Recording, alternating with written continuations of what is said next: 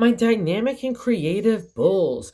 I already shuffled the cards and laid them out to save some time. I'm using a Celtic 10 card spread that allows me to look at past, present, and future influences for the week.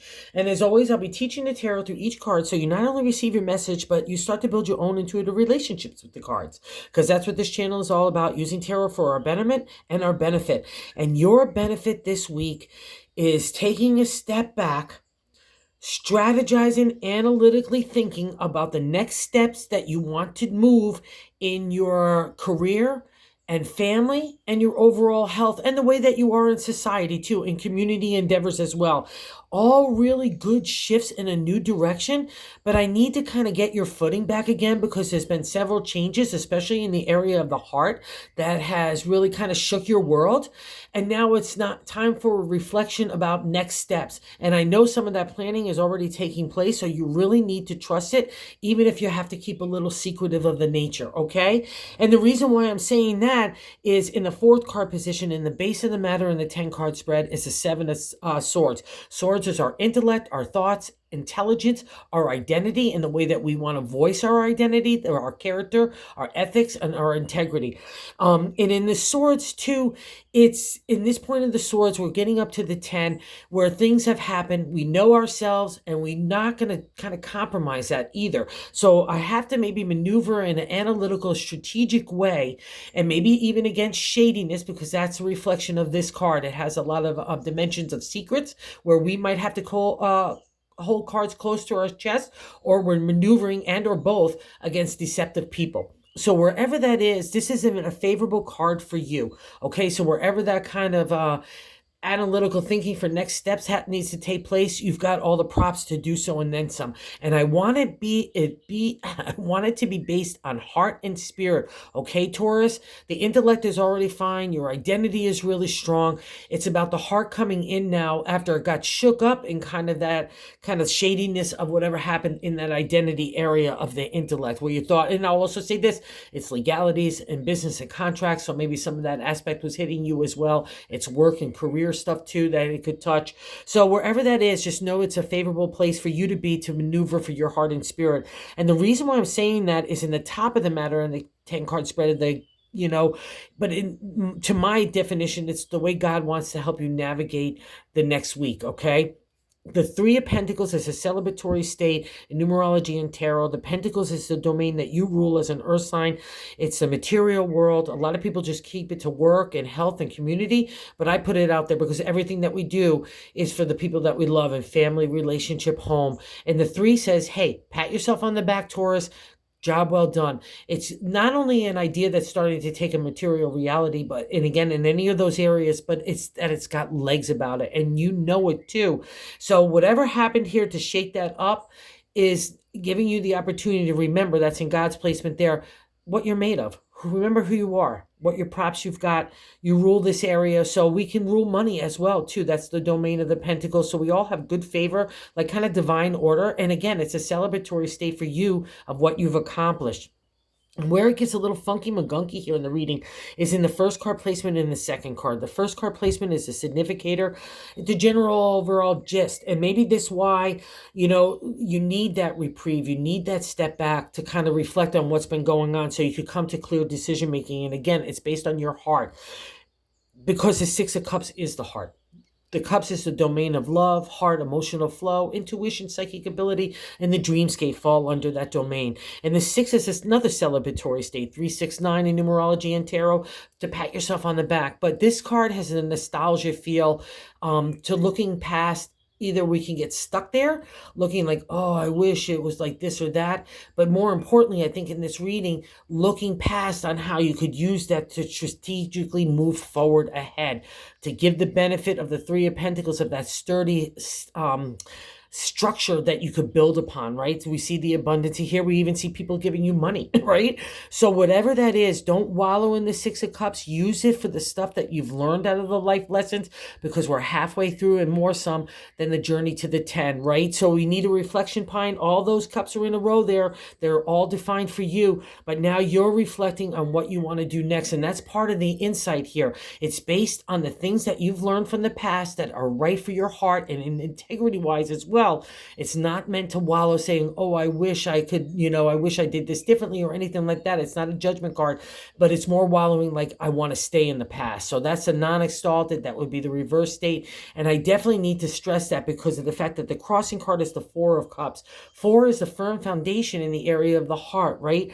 But a lot of times, even though all our cups are there, we can feel like we haven't come far enough in the heart. We haven't accomplished enough of what our dreams are and our wishes in the domain, or maybe we got sidetracked because of deception of Seven of Swords, and now we have to maneuver in an analytical way instead of a spirit way, right?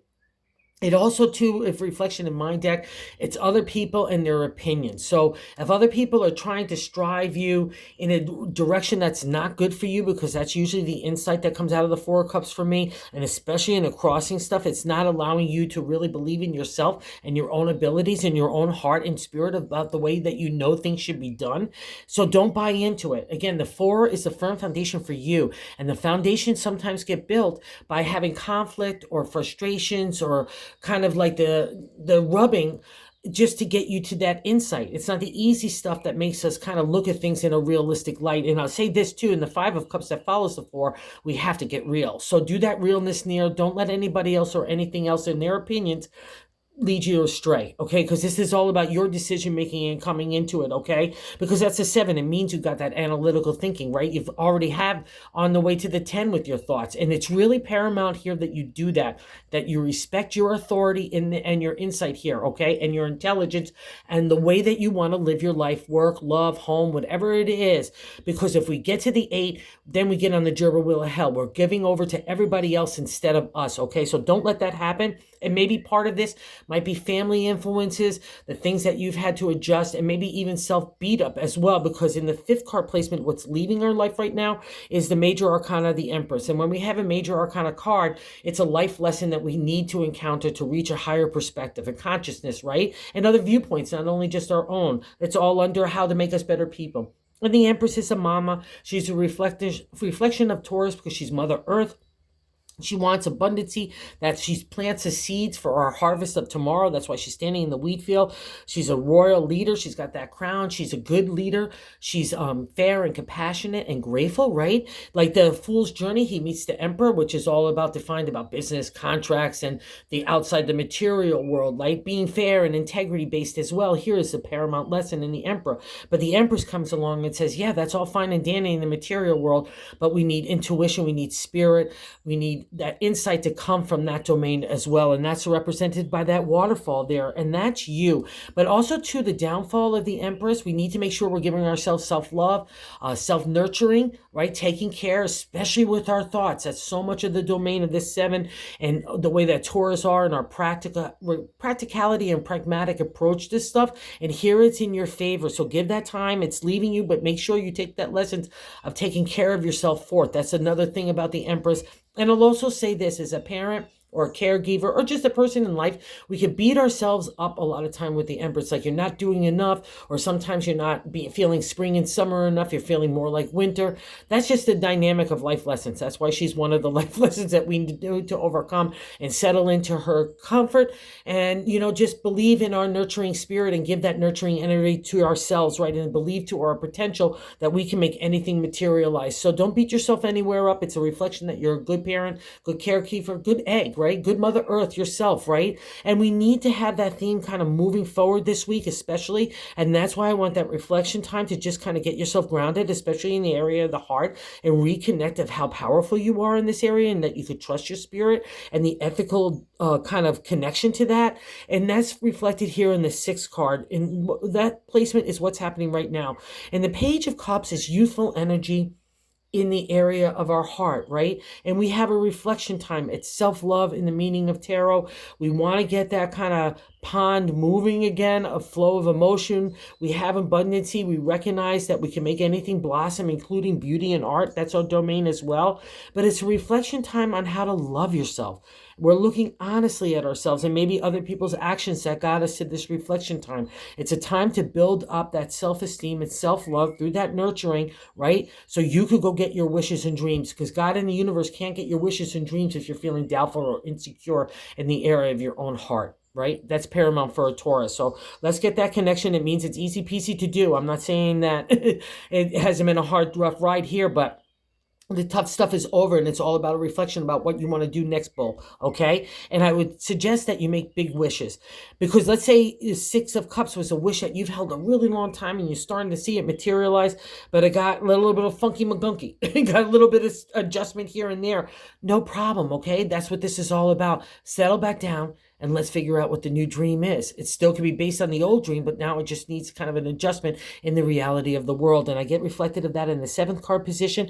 In the 9 of Cups, the 7th card position is the way that we're feeling about ourselves. So it's a direct extension of the first card of the overall gist in that nostalgia sense, right? And the 9 of Cups in tarot is the wish card. We're winding up the journey of the heart of love and our dreams and wishes. We're taking a dimension to make that a material reality. And God in the universe comes in and says, what is that big heart dream that you've got? And I want you to dream it now after the things that you've learned over the last, like probably last year or so. Okay. So that's, and you don't get to the 9 of Cups unless you've been a good egg and good intention. Doesn't matter if we tripped or fall or certain things didn't work out here and there. That's not the gist of it. It's that the heart and the intention in the dream was trying to stay alight, and now it gets its reward, okay? So believe in you. It's a 9. It's also a reflection. We're getting to the minor arcana end of the 10 of the numbers, right? So a new journey of the heart. So when you're in consideration of this dream and wish, don't wallow in the past. Take the joys and memories, that the good experiences. Don't let other people influence your wish unless it resonates with you in a positive and supportive manner, right?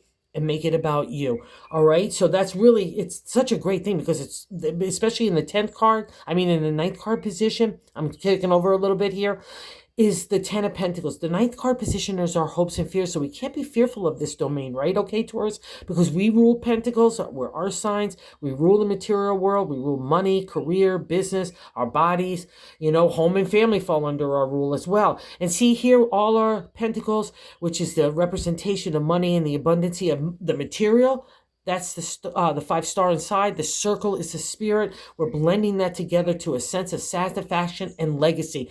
We're not fearful of this. We just want it. And maybe, like I said, we thought we were going to travel down this one road, and all of a sudden we might need to take another path. But that's okay. That's our domain. We rule the earth as well. So we might as well just plod along where it's for our betterment. And that is part of our legacy. We do everything because of the people that we love. We want to leave something behind for them, that they can feel proud of us. And even money-wise too. Do not be fearful of that dream coming true, okay? It's still there, and that's why the wish card is right. You're sitting at the base of that kind of 3 cards, right? And what's really interesting here too is in the 8th, I might as well get to this guy. The 8th card is how other people view us. And the 5 of Pentacles is an interesting card, especially in our domain because we rule that area, right? The 5 is good luck in tarot numerology, but there's always a conflict or to get over to the good luck in tarot. And again, the domain of Pentacles is money, mostly in the 5 of Pentacles.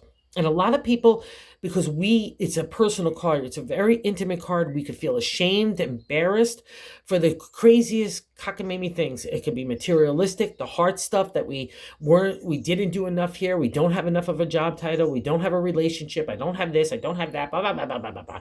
And it's usually like sometimes there might be a tightening of the pocketbook that goes along with it. But the more that we try to hold on to money or those kind of accolades or job titles or the superficial stuff of the material world, remember, Taurus is always going to be broken in that area because we rule it, and it's meant to us to get to spirit. It's just going to be like holding sand. It's going to shift through you, and the more stubborn you are, the harder the lesson is. And I know I resonate with a lot of Taurus because I've been there myself, okay? And the 8th, to get to the good luck, it's a different perspective. We have to turn around, not feel embarrassed. We're coming out of Shadowland. And in the older decks, it's literally like a church lit up with all hope and faith. And you're just trotting along in the distance, like not even looking towards hope and faith. And that's what reading is all about, because hope and faith got you to where you are to make your dreams start to materialize.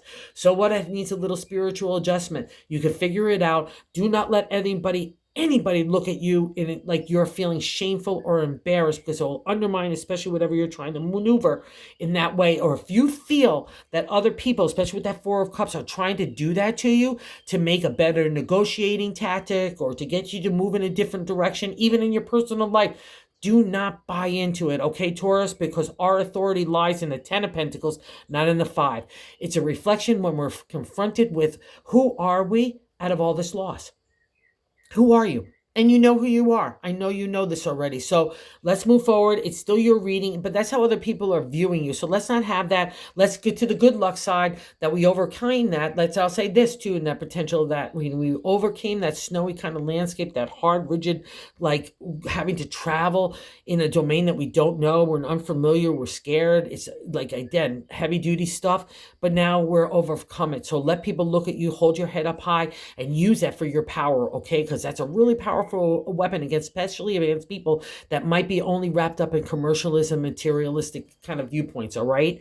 And that means you've broken it. So stride in that confidently. And again, like I said, in the ninth, our hopes and fears, believe in your dreams and wishes. This is why we do everything for the Ten of Pentacles. And I'll also say this, another kind of chapter is unveiling itself so you can really get this legacy, all right? And you're probably already feeling some of it already, but don't be fearful of it, okay? Take the next pathway. Put that little hoof in a new direction, my bull friends. And here I'm going to validate that in the 10th card, outcome card. It's the Three of Cups. It's marriage, it's partnership, relationship coming together in a really good way. And I'll also say this, just because of some of these cards here, if marriage or partnership or relationship or the things that you were trying to make in a team in certain aspects had to, like you thought was going to be really a great marriage and it didn't turn out that way because of some of these cards, don't beat yourself up here as well. It's a reflection that you can make the heart ignite anywhere. You could bring teamwork and partnership and relationship together anyway, but now it's based on your way, right? This is no coincidence sitting next to the Three of Pentacles, the things that you've learned out of the past. You get to apply in the material to make it dynamic. And if you're getting married, congratulations, or if you're bringing a relationship or any kind of partnership to the next thing, that would be the favorable thing, okay? All right, so do things in the upright and forefront area, and don't let anybody undermine you, because in the bonus card, we got the King of Wands. Wow, this guy is so cool. In the upright position, the exalted state, he's great for advertising, promotion, PR. He's great to putting yourself out there in a razzmatazz, kind of hot dynamic. It's not how we look. It's about our energy, our vibration that we're putting out there. Everyone's drawn to the king because he's got a charismatic personality, makes everyone feels good, a little touch on the shoulder. Hey, how you doing, Joe? How you doing over there, Mary? That's the king. Everyone loves him. But in the non-exalted state, and a lot of times when he appears for me, is someone that steals our heart and our pocketbook, had put up a persona of one way that we know, like they look like the charmer to everyone else. Oh, they must be a great person. But you know the inner dynamic that is not that. It's like a veneer on plywood that once you start to get through that veneer, there's nothing there. It's just like sawdust, okay? So if you have to maneuver against this king in any way, shape, or form, do not wallow about the king. Break away from the king any way you can, including in relationship. I hate to say that because it's when the king appears, it means a reflection that you understand that certain relationships need to go by the wayside. So trust this, okay? Maneuver, allow the king to walk away with their head held high and feeling respected, because that's what the king only cares about, right? That outside persona, they don't have anything. They're fluff inside, but you do. So in part of that strategy, if you need the king to move on and break away from them, okay? That's the insight here. You could allow them to do so with their head held high. And so this way you don't have to worry about conflict or anything. That's the beauty of a Taurus. We have not only that intellectual insight, but we have kind of the pulse on people's emotions so we can figure out. It makes us great marketers, but it also makes us great strategists. So we all could walk away calmly and we could just move forward. That's what we want here, okay? Wherever that is, don't be afraid of anything, my bull friends. You got it. So thank you for visiting the channel. Thank you to everyone that watches. Thank you to everyone that subscribed. Thank you, thank you, thank you. And if you like the content, if you would consider subscribing, that would be great, because everyone is telling me that's how to get to the YouTube algorithm, and I'm following their advice because I want to share that everybody could use tarot. Pull a card, go online. There's tons of free tarot cards there to pull. God will always get you the message. So go get them, bull. Don't let anyone undermine your authority.